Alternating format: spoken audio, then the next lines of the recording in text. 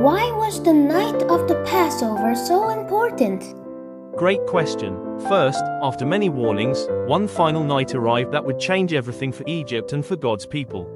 Second, God asked his people to trust him in a very specific way by preparing, waiting, and staying inside. Third, this night was not just about leaving Egypt, it was about protection, obedience, and the beginning of freedom.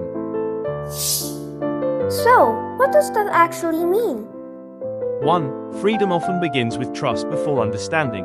2. Protection came not from strength or speed, but from listening and obeying God's guidance. 3. Obedience created safety and opened the door to freedom.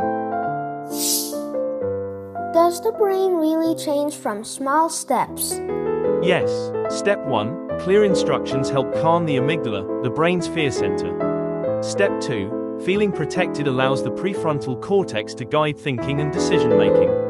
Step 3. Repeated obedience builds trust pathways and reduces fear responses.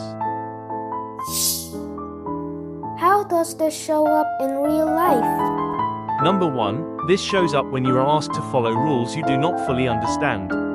Number 2. Fear can push people to rush, ignore guidance, or act too quickly. Number 3. Like Passover night, real life sometimes requires patience before action. So, small equals big? Yes.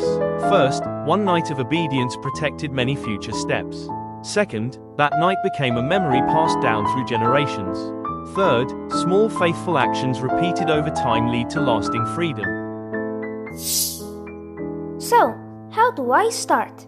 1. Notice when you feel rushed or anxious and pause.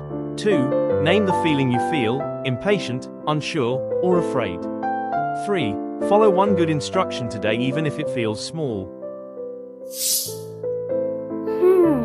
What should we do today?